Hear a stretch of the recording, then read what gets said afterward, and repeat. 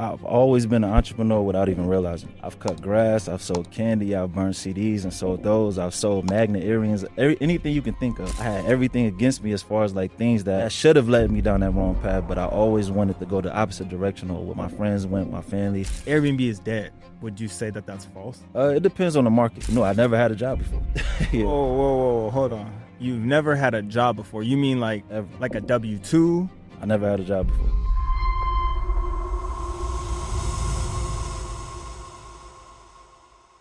Every single time I bring you guys a show, the gentleman I have with me tonight is Maddin, serial entrepreneur, author, and to me, my motivational speaker, he don't even know. Man, it's been a pleasure. Nah, for sure, man. Man. Good meeting you. Absolutely. We've been trying like super random too. Like super random. Yeah. I like it though, man. I like the energy, the vibe in here, like everything perfect. I know I just said something in the intro where I let you know from a distance, from a bird's eye view, you are a motivational speaker to me. And I say that through, obviously, your Instagram posts, through your YouTube channel. And I'm not saying like E.T., right? Because that's what he does. No, right? yeah, for sure. But you've gone on this transformational journey, bro, of like manhood, spirituality, your entrepreneurial journey. And you've been so open and you've shared it. And at least from my perspective, I appreciate it because it's done a lot for me. Where did that come from? Where did that stem from? Where did this change happen where you just felt open to start sharing this? Honestly, God, man, I don't know nobody else to give the credit to. I don't really have any entrepreneurs in my life. I didn't really have any mentors growing up, so nobody really guided me in any type of direction. To be honest, I went through a breakup that led me to get deeper into the word. I feel like that's a lot of people's like start of some kind of like self-help journey. You know what I'm saying? Like, so with me, I have a similar journey, and I kind of went with that, and I just allowed God to use me. So I allowed Him to be the person that I wish I had growing up, right? Well, allow me to be that person that I wish I had, like the mentor I wish I had. I want to be that person to other people. So for you to say that, I was like a motivational speaker to you or whatever, like that's what I wanted somebody to be to me. So, I just speak my mind, tell myself what I feel like I should hear in that day, and I just release that. And anybody that can correlate with, I'll just allow it to. I think you hit it on the head. Something traumatic kind of has to happen, right? And whether that be a breakup, like what you said, or like a loss, obviously in someone's life, or someone getting fired from their job, right? You have to like hit your low. Yeah. And I'm not saying that was your lowest moment, but that was the trigger for you to get you to your spot today. Can you talk a little bit about that spark that led you down this journey, though, of being the entrepreneur? Because you could do a lot of things, right? You could go down the negative hole. No, yeah. You chose to flip it, use it for good, and hit this way. So where was that? To be honest, I've always been an entrepreneur without even realizing it. So growing up, I've cut grass, I've sold candy, I've burned CDs and sold those. I've sold magnet earrings, anything you can think of. I had everything against me as far as like things that should have led me down that wrong path, but I always wanted to go the opposite direction or what my friends went, my family.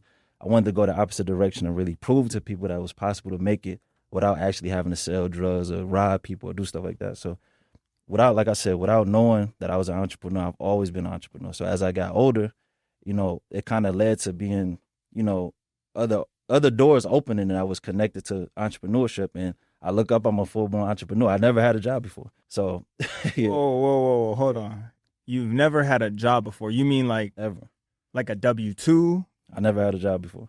So like sometimes my friends there, and it's nothing against people that got jobs. Yeah. Sometimes my friends that speak on, how like getting a check work or like stuff like that, and I can't like really relate to it. So it's like a gift and a curse in a way. Like certain corporate things I wish I would have known, like certain certain leadership skills that I probably would have learned in the corporate field, or just teamwork skills, like whatever that comes with being an actual an actual employee. Yeah. I feel like I had to kind of teach myself those things, being that I wasn't exposed to it, having an actual job. So it's kind of like a gift and a curse. Yeah, that's interesting. I've never heard that perspective before. Nah, not like, most people start off like, I don't know, Burger King or McDonald's or something. Nah, but I never had.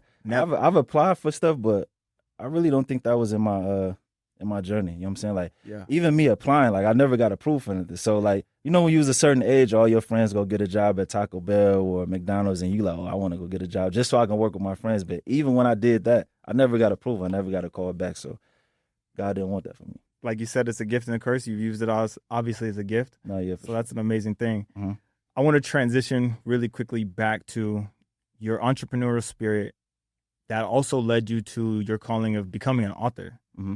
I myself also am a self-published author, so I want to give you the credit on that because it's an amazing. Yeah, no, for sure. First off, what made you even want to do that? Like, share your intellect, share your insight in a book form. Because, in case you guys don't know, his book is called Negro. It is a. Can I speak on it? Oh yeah, for sure. Okay. It's a transformative mindset book for myself. That's how I took it, and it was you really trying to decipher the word and change the connotation of Negro. Yeah, no, right. Sure. So Negro, you made it Negro. Right. Yeah. And it stuck to. Mm-hmm. So what was that like? Where did that come from? It's another one of those things I can't explain it. Like, a lot of stuff that happened in my life, I really can't explain. That's why I just to simplify, I just give all the glory to God. I thank him every day for even pouring this stuff into me so I can release it into the world.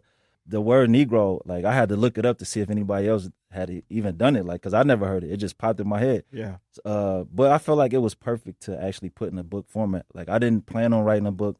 I actually was writing notes in my phone throughout the years of me just being an entrepreneur. Any of my low points, any of my high points, I always just kind of jot it down, just make notes of it. And when it was time for me to actually make a book, I just, like, repurposed all those notes. So all the notes that I had, I put in a book format, and boom, Negro. Wow. Yeah, because it's not just me that goes through the things I go through. A lot of people go through these things. I want to be able to relate to those. I want those people to be able to relate to me.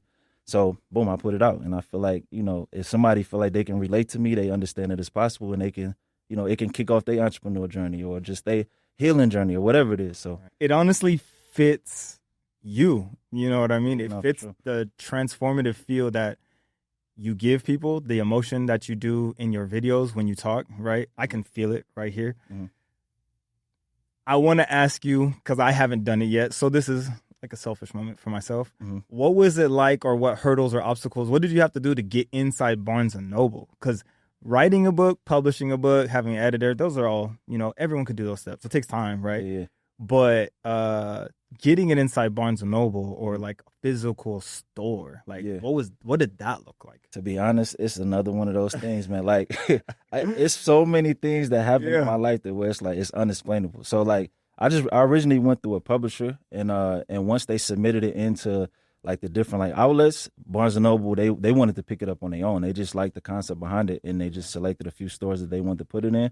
As those sales started to roll over, they started to present it to even more stores. So it's just another one of those things, man.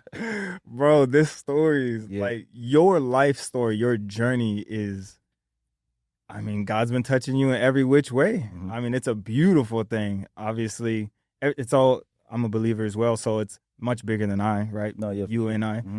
And all of these things are unspeakable, right? Because you don't control any of it. Right. You know what I mean? They say, you want to make God laugh, tell him your plans.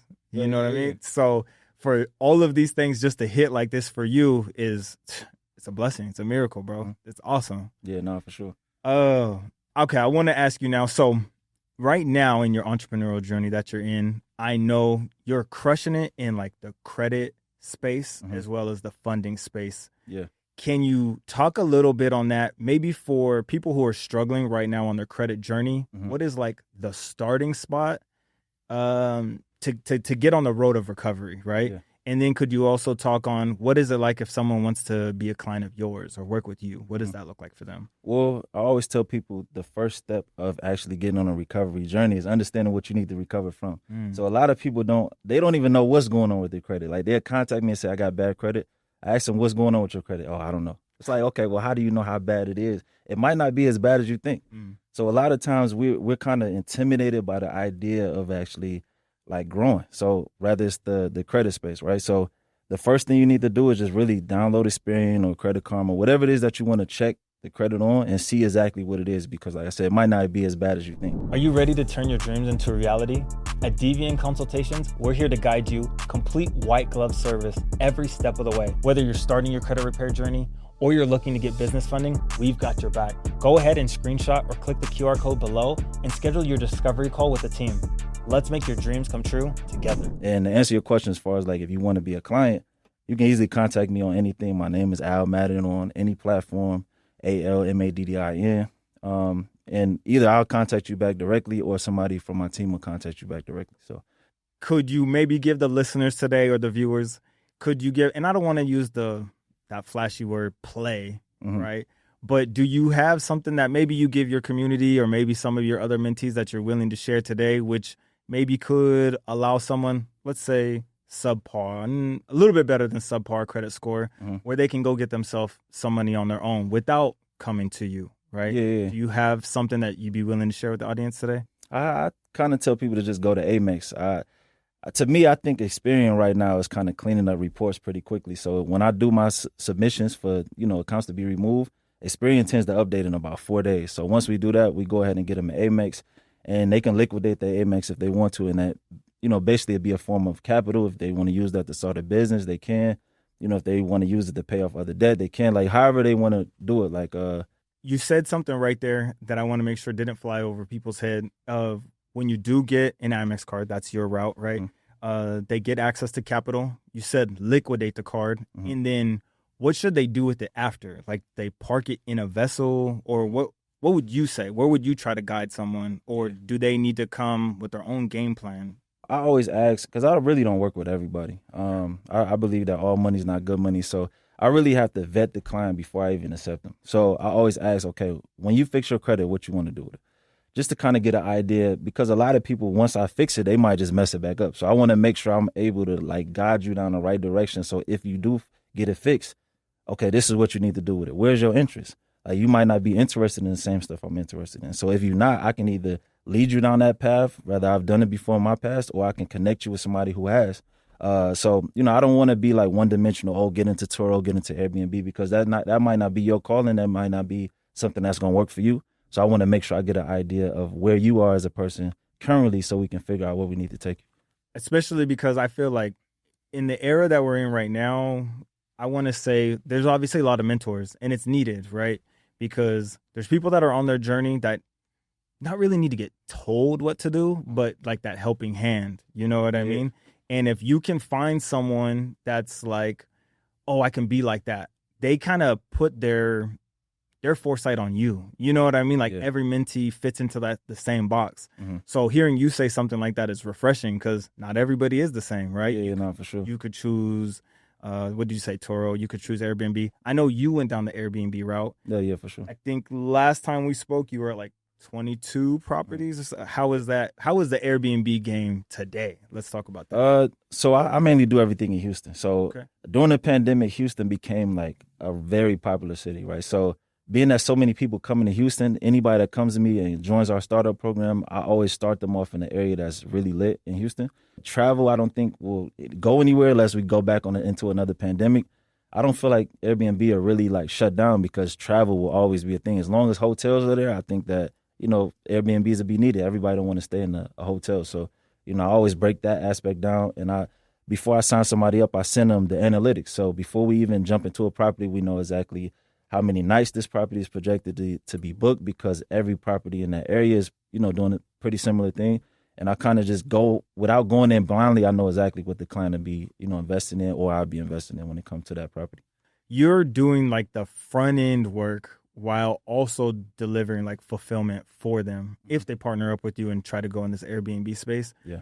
Do you, I don't know, I kind of hear it a little bit all over. Airbnb is dead.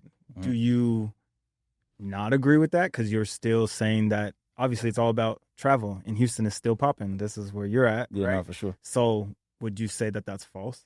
It depends on the market. Like certain markets, like I wouldn't tell somebody to do Airbnb in somewhere like New York or Miami, because there's so many regulations. Even Vegas, like, it's so many regulations out here, because the hotels, the casinos that's already out here has so much monopoly over the game. So with that being said, I wouldn't even tell somebody to come out here. It's dead out here. Right. But somewhere like Houston, there's really no real regulations.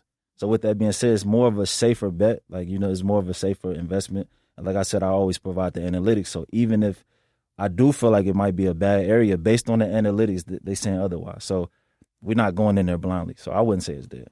Know your numbers, know your data, know your analytics before you make any decision. Really. Yeah, that's any investment. It's not just Airbnb. Anything. Yeah. Exactly. I hope y'all hear that. You know what I mean? There's people get the money and then just don't know what to do with it. You said something earlier, like you don't want them to just get access to the capital and then maybe burn it up and then come right back to you. Yeah. Is that something that is common? It's very common because everything is a habit, right? So, rather spending money, saving money, whatever side of the spectrum you're on is really a habit. And in our culture, spending money is the habit that we all have. Absolutely. So if I give you access to something you never had before, you don't know how to manage this. Right. And we can't go to our parents because they don't know how to manage this. So it's so many like layers that we had to pull back before we expose the client to this part of life. And the average person will mess it back up. They'll come to me, hey, I messed up. And, sometimes I look out because I understand I done messed up before. I done got access. In our first company, I've got access to a lot of money. And we come to Vegas and just blow it. And we look up, it's like we back at step one. But it's all a learning lesson. So I try to help my clients as much as I can so they can not run into the mistakes that I ran into. That's the truth. And I appreciate coming from your perspective and your lens because you have failed before, right? And then you also... times. There we go. I say that for the listener or for the audience member that's watching this today, it doesn't have to be perfect, right? There's absolutely no reason for you to reach out or to like start your journey because you're not supposed to be perfect. You know what I mean? Like reach out, find your mentor, find the person that can help you to get to where you're trying to get to. Because if you were already perfect, then we wouldn't even have no jobs anyways, right? We wouldn't have our companies anyways. Yeah. So I just want the person that's listening today, you know what I mean? Like, don't block your own blessing. Nobody's coming to us perfect. We're not expecting you to be perfect. That's the reason we're on this call today. I like these questions and, this dialogue, by the way. I just wanted to tell you that. Like, this is one of the best podcasts I've been on just because we both have substance, so, we're able to bounce our ideas off each other, bounce the conversation off each other. But I like that it's not like surface level. Like we actually going like deeper and trying to, give people a better understanding of things as an entrepreneur, just life in general. So I just wanted to point that out. Man, I appreciate that. No, for sure. Audience member, viewer, if you heard that, you heard it from the guest, go ahead and hit the subscribe button. Go ahead and hit the follow so the algorithm could pick this up because this is what we do over here. So that's dope, man. I appreciate that. Sure. I do want to touch back in your book because I can at least talk to you from my lens and my perspective when I was writing. Mine was a little bit, I don't want to say different than yours because mine was a lot of note taking, right? Mine was a lot of like random ideas and thoughts that kind of just happen in our brain all the time. At least I'm sure you're the same way, right? I see something, I'm like, oh, I could flip this, I could do this better. Or they said this, but they didn't say it correctly. Yeah, where everyone could digest it. So that's what I wanted to put in my book, right? What was the angle that you wanted to actually take for like your audience member or your reader, right? Because I think I've read it. I know anyone could pick it up and learn something from it, depending on what climate that they're in that part in life. Yeah. But when you were doing it, who did you see as you were writing it down, like receiving this? Honestly, I saw myself receiving it. Like I said, I believe it's a lot of people like me. So me speaking to myself, it allowed me to like be myself. So it allowed me to like speak in a way to where it's relatable. So even in the book, like I didn't want it to be like super proper. I wanted people that's reading it because it's already hard to get people to read anyway. So I want people to, when they do pick up the book, they like, okay, I can relate to this person. I want to keep going.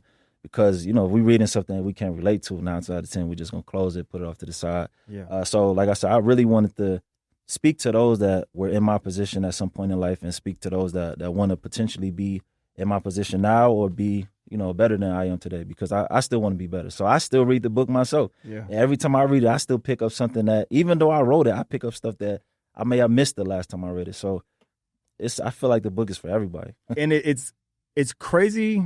It's not crazy because it is your life and it's the way that things have naturally happened. Yeah. But sitting here listening to it is like, just follow it, right? Follow whatever the calling is, following whatever I'm being told or what I'm hearing.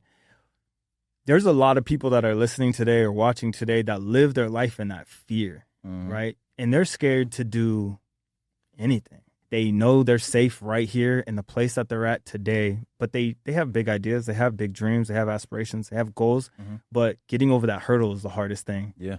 Is there anything that you can speak to that individual today? Because everything that you've accomplished, it just came, I don't want to say naturally and easily, because breaking fear and doing new things isn't easy, right?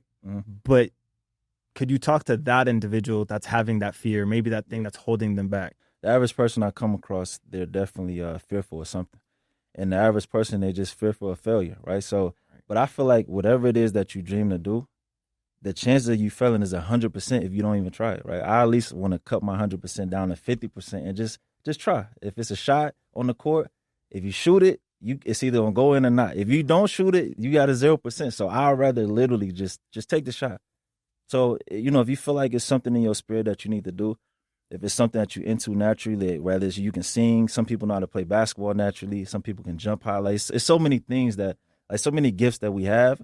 We just need to find out in this life, how can you apply that gift to something that's beneficial for you and others around you? And if you can do that, it's called your purpose, right? So if you can figure out your purpose, you really can use that purpose to lead you on just different levels of life. And that's what I allowed myself to do. Whatever I felt was my purpose, which is pouring into people, teaching other people, whatever it is I'm into that I feel like other people need to be a part of. I allowed God to basically walk me through those seasons by just using my purpose at that time, if that makes sense. You said something as I was listening right there about you finding your purpose, which is pouring value into people. That's different.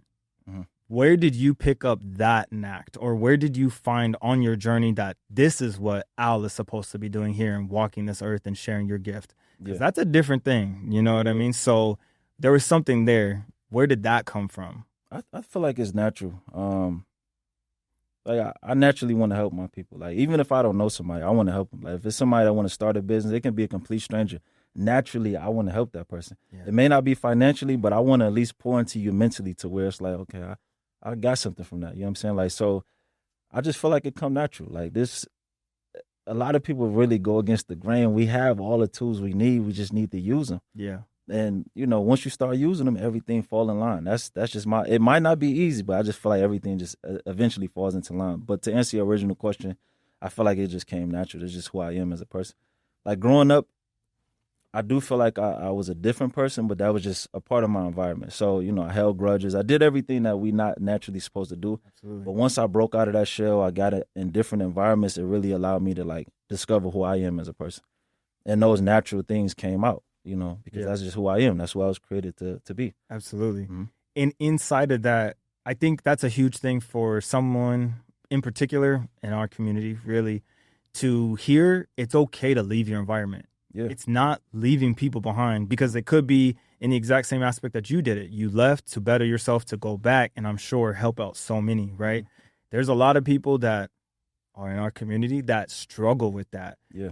Can you speak to the transformation that happened to you when you decided to leave your environment? To be honest, my mom moved us to Florida, right? Okay. So once she moved us there, I was able to see a completely different part of life, right? I'm listening to birds chirping in the morning, stuff that I never really heard growing up. Can I ask you, where did you come from? I originally was born in Detroit.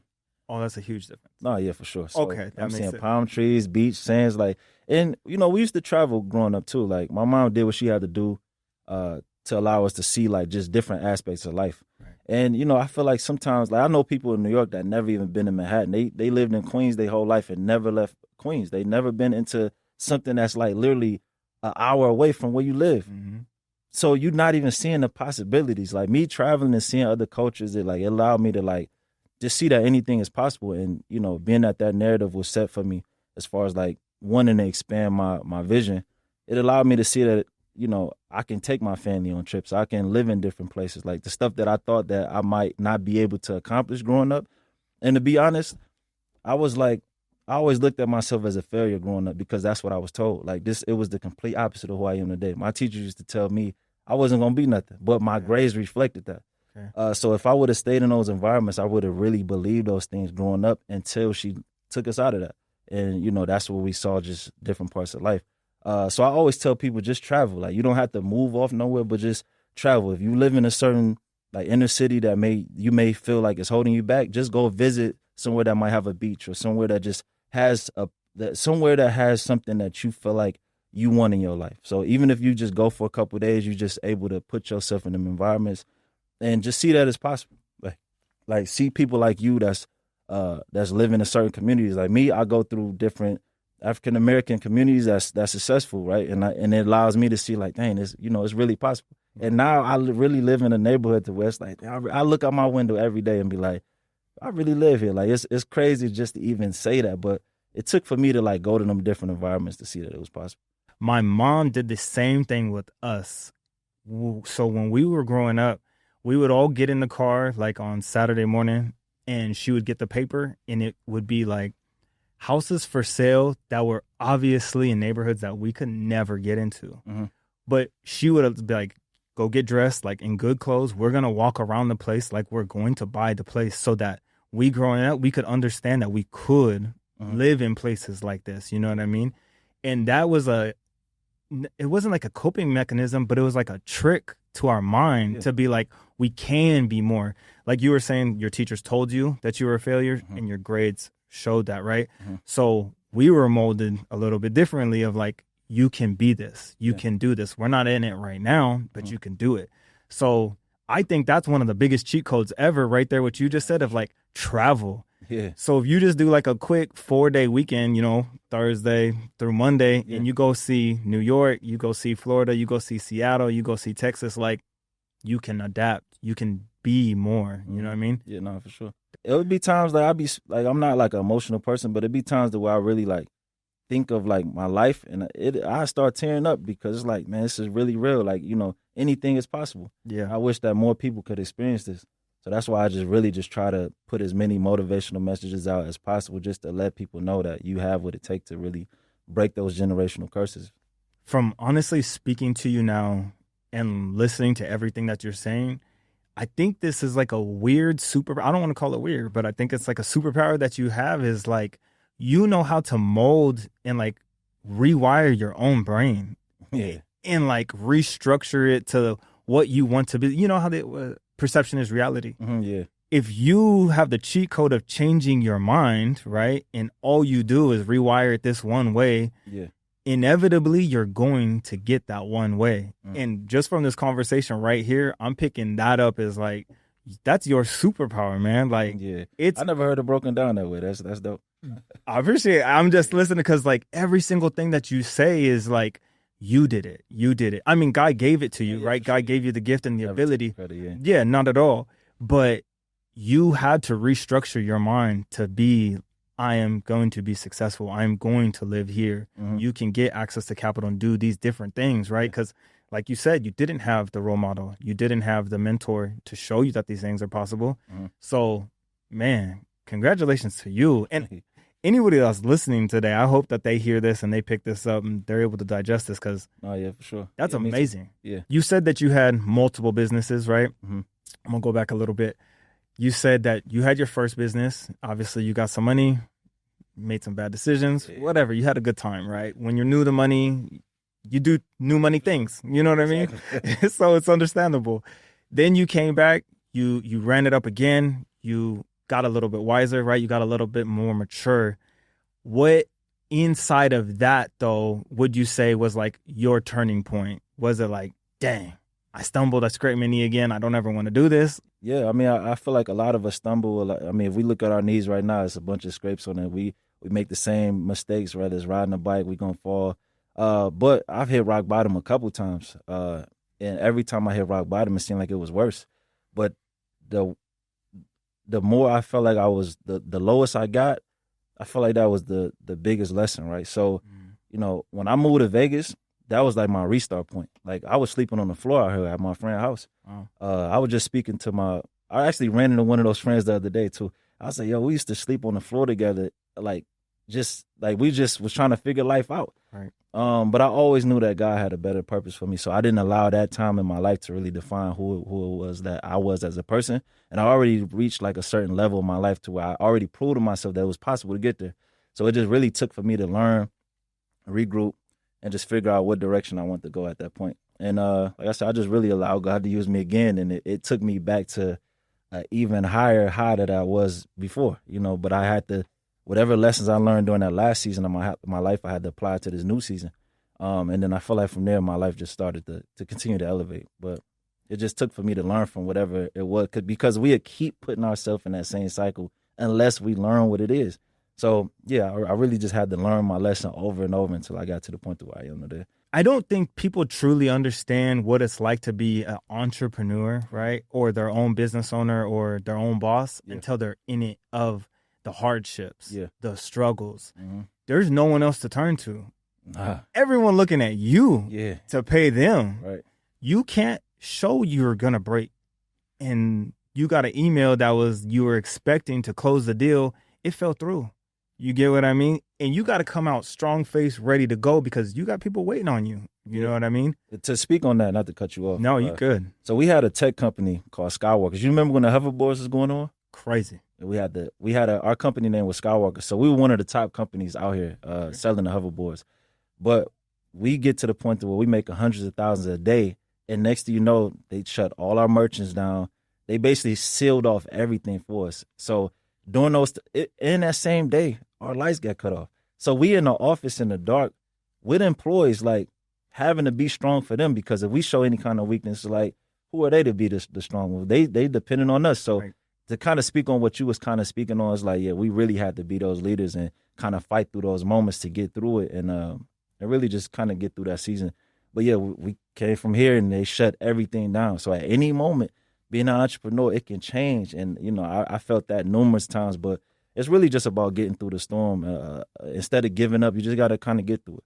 So I know I'm kind of rambling, but, I feel like life actually has a lot of storms, just like an actual storm in life. When it's raining, you can either sit in the rain or you can keep going. You're going to get out of that storm a little faster if you keep going versus sitting under that rain cloud. Yeah. So, life is the same way. If you keep going, eventually the sun going to come back out. So if you feel like you stuck in those spots to where, life is just a storm, just keep going, because when you give up, that's when you lose everything. If you keep going, you just keep going. So you keep going, you keep growing. So I'm going to say that. So I feel like that's a fact. I had to go through those times a lot, man. As you were saying that, I'm going to bring this back to me again. I had one reviewer on my book, crazy. They literally left a review saying, you gave me how to fix my own credit in one chapter. You gave me how to get business funding in one chapter, but there were 7 chapters of mindset. Mm-hmm. That's not what they were looking for. Yeah. And I read that review and I was like, you still didn't get it. Right. It went right over your head. It went right over your head. I beat this into you for 7 chapters. Do you see how you focus on the one? It's so simple that I can break it down in one chapter. How do you repair your credit? Right. Mm-hmm. It's that easy. Right. It's one chapter. I can show you how to build a funding sequence and go get the bag. 50,000, 150. It's that simple. Yeah. But it takes this much to get you to transform your mind, and you still couldn't grasp that. Right. And someone left that review on my book. Yeah. And it made me understand, okay, it's not for everyone, but it actually is for everyone because they don't get it. Yeah. And speaking to you, man, that is like something I hope, and I'm saying this again, I hope that they understand this world that we choose to get into, of this entrepreneurial world. It is 99% mental. Oh, yeah. All transformation within the ears. Yeah. And you are like living testament of it, because your will, right? Your determination, you just move off of the things that come to you naturally, but everything that you speak on. And that's why I told you at the very beginning, like you're a motivational speaker for me. Yeah. This is really who you are. This isn't just for show. Yeah, for anyone who thinks that this is for show, this is not for show. Like this is real life. Man, the transformational stuff that you touch on is just huge. And I hope that people truly understand that if you can conquer this mind thing, you can do anything. Was there something like, so there was books for me, and it was like how to win and influence people, right? Another big one, obviously, is Rich Dad, Poor Dad. You know what I mean? Was there something like that happened to you that got you to this? I know obviously the struggles and the mishaps and your shortcomings got you here, but was there something that you just like clicked in your mind where you're like, I'm on to something here. Let me continue to, like you said, soil or water your own soil. You know what I mean? Was there something like that? Just really just me putting the puzzle pieces together. And right now I'm kind of like dazing off trying to figure out or trying to think of like one in particular moment to where I might be able to think of, but it's so many moments to where I can say like, this was connected to this. Then once I learned this lesson, then this lesson made sense. Yeah. It's so many different things. Okay, to the puzzle. let me try to go back to what my perspective was for me. So when I read Rich Dad Poor Dad, I never knew anything about credit, right? So to get the mindset shift, right, that Robert Kiyosaki was obviously trying to get to the audience, was the new thing to me, and I was like, wait. People are living like this? Like, you could do this? Yeah. And then, obviously, I went down the rabbit hole, YouTube University. Right. You know what I mean? Yeah. And I figured out the importance of credit because, like, I wasn't taught it either. You know what I mean? And once I figured out that I was able to use this thing that I can go and leverage, right, and get credit cards, and then he put it into vessels of rentals, right, and properties, I was like, I could do anything. Yeah. You know what I mean? So like that was that moment for me. Was there any, and if there wasn't for you, it's okay. So, like, I mean, when it comes to the credit aspect, like growing up, we always used our own money. Like, so we weren't really taught the credit. So once it was time for me to buy a house, that's when I got more into the credit aspects because I understood the importance. We taught that cash is king, but really once you get into the real world, it's not. They don't care how much money you're bringing in. If your credit bad, you can still get denied. So once I got a house and I pretty much got my credit fixed. From there, I was able to understand, okay, everything I was using my own money for, I can now use and leverage the bank's money. And instead of me investing, let's just say $5,000, I can now invest $10,000 and double what it was that I would have got for the $5,000. So I think that during the seasons of me using my own money, it really prepared me to manage the bank's money better because now I'm able to basically apply those same tactics that I use as far as marketing and everything, like buying inventory. I can do all of those same things just at a bigger scale and get rewarded from it using the reward points, cash back. So even me coming here, I'm able to use reward points, going to the game, the fight, or whatever it is, using all just perks of me spending money that I would have already spent anyway. So, yeah, I feel like me buying a house is really the turning point of me understanding the importance of credit. Because like I said, my mom, my dad, they didn't really know much about credit. So I wasn't really taught anything about it until that time where I had to fix it for my house. To say buying your house was the turning point in your life, because for so many people, and not saying that it's wrong for anybody, so many people, that's the end game. Yeah. You know what I mean? Like, I'm buying my family home and I've made it. So for that to be your launching pad. Yeah. It's so much more than just buying a house. And that's the average person's goal. Well, actually, no, I would say the average person's goal is to get a car. Okay. There's so much more to just having good credit than just getting a car. Get a house. Go and get business funding. Go and get a bunch of different things that you can get that you wouldn't be able to get if you had bad credit. So it's so many things that you can use your credit for. And I feel like once people educate themselves on what's out there, then, they'll be able to utilize that for the good versus thinking, oh, one more thing. The average person feel like getting a house is so much harder than it actually is. It's not that hard to get a house. No, I could speak. I'm a living testament to it as well, because I thought it was the hardest thing. I literally walked in, you know what I mean? Yeah. Met a lender. They told me right away, this is what you got to work with. Yeah. And just go find the zip code you want to stay up in, and we'll connect you with a real estate agent. You know what I mean? Like, it's that easy. It's super easy. Super easy. There's so many first-time home buyer programs to the point to where you don't have to have a 750, you don't have to have an 800 credit score to get a house. I know people who got high 800s that got approved for a house. So it's like the average person in the 500s somewhere, as long as you don't have like evictions and a bunch of craziness on your credit, first-time home buyer programs is more than likely going to approve you for, not to say that you can get $1 million house, but you can get something that's probably better than where you live right now. 100%. Yeah. Man, that right there is a gem, because not a lot of people really touch on the first-time home buyers programs also. Do you recommend any? Do you have any off the top of your head? Honestly, I don't like dabbling in other people's lanes. So when it comes to being a realtor, I don't want to be a realtor. Yeah. I don't want to know what y'all got to do. I'm going to connect you with a realtor that I may be plugged with, and y'all can talk about that. But as far as the first time, I just know that there are a bunch of first-time home buying programs out there that you can take advantage of. So whatever your local builder offers you, hey, that's on them. I'm the same way. Yeah. I know my expertise. I stay in my expertise. So I just wanted to throw it out there. No, for sure. You good. What is something that if you could leave the listener today, right? If you wanted to leave someone that wants to be an entrepreneur, or maybe they are, right? And they just might not be where they think they are supposed to be or where they want to be or envision to be. Let's do 2 pieces of advice, because you're already like preaching, you know what I mean? Yeah. With the transformation stuff. But what's 2 pieces of advice? Maybe like get prepared for this, and then a piece of advice that you want to leave. Yeah. No, like we spoke on the mindset. It's actually a certain mindset that you have to have in order to reach a certain level, right? So I don't want you to, I can tell you, man, go get as much money as you want, but you have to get the mindset part down pat. And it's more than just that. Like mentally, you got to be right, physically, spiritually. There's so many things that come with it, right? If your health is wrong or if your health is bad and you're trying to dabble into certain things that might throw you off, if your finance is bad, like if you don't understand certain things about it, you got to get that part about yourself together first before you get introduced to that part of life. That's one thing. But the average person, I just want them to start.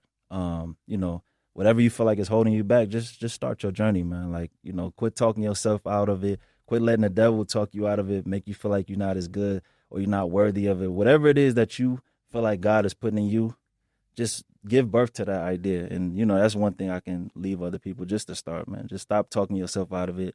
Quit doubting yourself. Just because your family didn't make it to a certain level don't mean you didn't make it or you can't make it. Just because your friends didn't make it don't mean you can't make it. It's just, you just got to start somewhere. Just go. The day and era that we're in of like social media, right?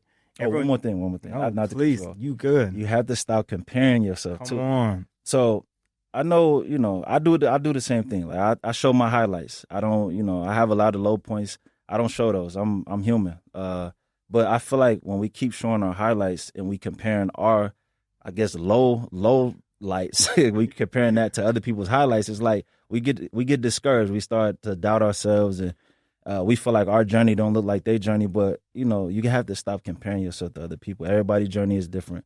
So just go along for the ride or go along for your ride. Ride your ride, just ride it out and see where it go.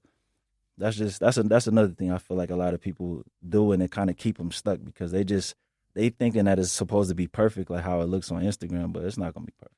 And I think a lot of people they're so scared to start and to do something because of the one hateful comment. It's going to come. Oh, yeah, for sure. It's going I laugh at that stuff. Like, I don't really get many hating comments, though. I mean, I can see that. Yeah. In the way you move, if I do see something, because, every now and then somebody might say, oh, this is a scam. But it's like, how do you know it's a scam? Who have you saw say it was a scam? You never even signed up to even experience it being a scam if it is a scam. But once you understand that aspect of it, you just let that stuff bounce off your shoulders. Like, it is what it is. People going to have something to say. They speaking from a hateful place because they in a place that they don't want to be in. So once you realize that aspect of it, that stuff just don't even faze you no more, man. And I do want to talk on that word scam because we're in the same space. We're in the same industry. People love to throw that around. I always just ask the people, like, is it truly a scam, or did you follow every single step that the mentor, the guru gave to you, and then it failed? If that's the case, okay, now it's kind of fishy. But if you barely just signed up and you think, hey, him sending a PDF file and this to you and this to you and this is how I do this on this sales call, or these are my bank reps, and you don't actually do or implement or change anything about yourself, it's not a scam. You failed yourself. Yeah, that's true. But I think a lot of people have been scammed so much in life to the point to where it started to, I guess, get to a point to where stuff just unbelievable. Like, I don't even believe it's even possible for this person to basically provide what they say they provide. So scamming, I think, is just a thing that's stuck in people because they have been scammed before, right? There was they got sold a bad car, got into some kind of bad deal somewhere, and they just feel like everything is too good to be true and it's just a scam. That's just the time we in. It is a lot of scammers on Instagram, so I can't act like people are providing the service that they're saying they're providing. Like, nowadays, you literally can go buy a camera, buy a chain, a watch, and just say that you're doing something online, and it's not true. So it is a lot of scamming going on. So I have to say that. No, there is definitely a lot of scamming going on. I'm not going to say that there's not. But I have ran into the people where they're like, oh, I was over here, a part of this community. I talked to this person and nothing worked out. And I'm like, really? Like, what did you implement that you learned from this person that was unsuccessful? And then be like, oh, nothing. Yeah. That's not a scam. Well, I do believe that everybody's not meant to be successful. For sure. Some people just don't got it. Like, it's just so much embedded in them that where they just like, it is what it is. You just meant to be in the position you in. And I put a video recently to say, it basically said that most people are in a position, they're in for a reason. And you end up finding out what that reason is, rather as somebody that bought your program. They find out all the negative stuff within the program, and that's why you where you at in life, because you don't want to better yourself. You're not trying to pick out the good fruit within what I'm giving you. You only want to focus on a couple rotten berries that's in the batch. That's all you want to focus on. Okay, cool. You just be over there. I'm gonna focus on the people that actually want to be where I'm at, and that's where the whole 1% thing come from. The average person is not going. You can give them the blueprint. They're not even gonna read it. And I more so want to focus on the people that actually want to read that blueprint and go somewhere in life. 100%. Everybody not meant. Unfortunately, that's just the unfortunate part about life. Yeah, you lead a horse to water, but you can't force him to drink. Exactly. Yeah. I appreciate you. Before we wrap up, I want to allow you to let everybody know how they can get in contact with you and what you got going on, man. Let the people know what you got in store. Yeah, so to contact me is Al Maddin on every platform, ALMADDIN. Anybody that's like-minded, if you pulled anything from this interview today, I want to talk to you. I want to get to know you. I want to get to know what your goals are, and if I can help you, then hey, let's connect. Let's put you a part of Winner's Circle, and let's get it going. Man, I just want to let everybody know that was a part of this today. If you were listening to it on the audio, please go ahead and hit follow so that the algorithm can push this around, because this conversation right here was different. And I think more people need to be able to hear this. This was really transformational, and I think that it can set with the masses. So do us a favor, go ahead and hit follow on all the audio and all the streaming services. And then you already know on YouTube, go ahead and hit the subscribe button, notify it so the algorithm can push this out too, because everything that he was telling y'all, I think that at some point in your life you needed to hear. And it could be today, it could be in a year, it could be in 5 years, or you could need to share it with your mom, your dad, your brother, your sister. So this content needs to get pushed around, man. Oh, yeah, for sure. Al, I appreciate you, bro. I appreciate you for having this platform. It's a lot of negativity in this world. So for you to be a light in this world and provide something, an outlet for people to pour into other people, I like that. Man. We're not talking about drama, what happened last week, and stuff like that. Nah. We're talking about things that's going to elevate other people. So I like that you got this platform, man. I appreciate y'all for having me. I appreciate that so much. Yeah.